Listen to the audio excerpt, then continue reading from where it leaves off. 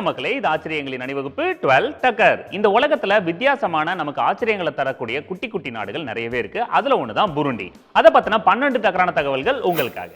ஆப்பிரிக்காவை சேர்ந்த ஒரு நாடு தான் புருண்டி. இதோட எல்லை பகுதி, அதாவது பார்டர் அப்படின்னு பாத்தீங்கன்னா, வடக்குல ருவாண்டாவும், தெற்கு கிழக்கு பகுதிகளில் தான்சானியாவும், மேற்கு பகுதியில் காங்கோ ஜனநாயக குடியரசும் இருக்கு. அதாவது உழைக்கிறதுக்கு சோம்பேறித்தனம் படுறவங்க இந்த நாட்டை பத்தி கண்டிப்பா தெரிஞ்சுக்கணும். 500 ஆண்டுகளுக்கு முன்னாடியே இங்க குடியிருந்த பழங்குடியினர் மக்கள் அங்க நாகரிகத்தை வளர்த்து குடியிருப்பெல்லாம் செட் பண்ணி வாழ்ந்ததா ஆராய்ச்சி குறிப்புகள் கிடைச்சிருக்கு. இங்க பாத்தீங்கன்னா துவா, கூடு, துக்சி இந்த மாதிரி இன மக்கள் 500 வருஷங்களா இங்க வாழ்ந்துகிட்டு இருக்காங்க. அதாவது பழமையை காப்பாத்துறது பழங்குடி மக்கள் மட்டும்தான். 16th செஞ்சுரியில ஹூடு இன மக்கள் இங்க அதிக அளவுல வாழ்ந்திருக்காங்க, அதிகமா ஆதிக்கமும் செலுத்திருக்காங்க. அதுக்கப்புறம் வந்த துட்சி இன மக்கள் ஆதிக்கம் செலுத்த ஆரம்பிச்சதுனால அங்க பிரச்சனைகள் வெடிச்சிருக்கு. இதை ரீசனா காட்டிக்கிட்டு ஐரோப்பிய நாடுகள் இது உள்ள நுழைஞ்சிருக்காங்க. அதான நிம்மதியா இருக்க கூட மாட்டீங்களே.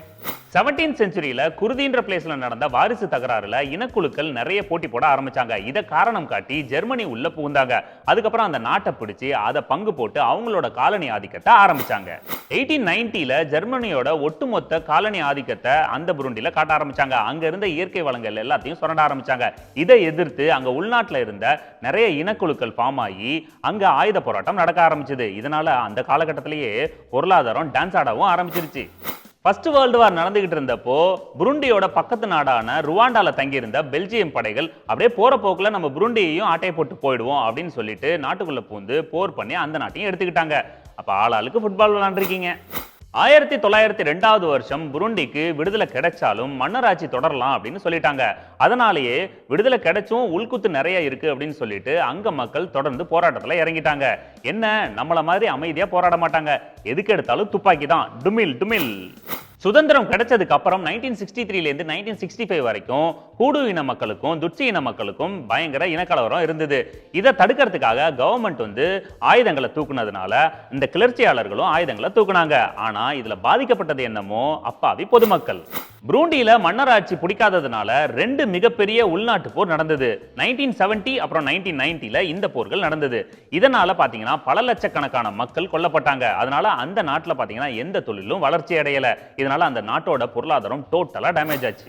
புருண்டியோட அரச குடும்பத்தினர் எல்லாரையும் பிரான்சுக்கு நாடு கடத்தி அங்கதான் வச்சிருக்காங்க. புருண்டியில இப்ப மக்களாட்சி நடந்துகிட்டு இருந்தாலும் அங்க அட்மினிஸ்ட்ரேஷன் சரியா நடக்காததுனால பாவர்ட்டி அதிகமா இருக்கு. இன்னைக்கு அந்த மக்கள் நம்பி இருக்கிறது எதன்னா விவசாயத்தை மட்டும்தான். வாழை, அரிசி உட்பட பல பயிர்களை அங்க பயிரிடுறாங்க. ஆனாலும் அந்த விவசாயிகள் அது எல்லாத்தையுமே அடிமாட்டு கூலிக்கு தான் விற்கிறாங்க. அதுக்கு காரணம் அங்க டிரான்ஸ்போர்ட்டேஷன் ப்ராப்பரா கிடையாது. உதாரணத்துக்கு சொல்லணும்னா வாழை பயிர் பண்ணாங்கன்னா அந்த தாரை எல்லாத்தையும் அவங்க சைக்கிள்ல கட்டி தான் ரொம்ப தூரத்துக்கு கொண்டு போய் அடிமாட்டு ரேட்டுக்கு விற்கிறாங்க. 30 கிலோமீட்டர் டெய்லியும் சைக்கிள்ல ஆபத்தான பயணத்தை செஞ்சு 200 கிலோ எடை இருக்கிற அந்த பயிர்கள் அப்புறம் வாழை தார்கள் இது எல்லாத்தையும் கொண்டு போய் நம்ம ஊர் ரேட்டுக்கு 40 ரூபாய்க்கு தான் அவங்க விற்கிறாங்க. அந்த ஊர்ல பாத்தீங்கன்னா பல கிராமங்கள்ல கரண்ட் வசதி கிடையாது, ப்ராப்பரான வசதிகள் எதுவுமே கிடையாது. இருந்தாலும் கவர்மெண்ட் ரன் ஆகிட்டு இருக்கு. நமக்கு கிடைச்ச வாழ்க்கை வரோம், அதை சரியா பயன்படுத்திக்கணும். ஓகே மக்களே, மீண்டும் சந்திப்போம். இது ஆச்சரியங்களின் அணிவகுப்பு 12 டக்கர். வித் மீ உங்கள் துரைராஜ் ஜெயசீலன்.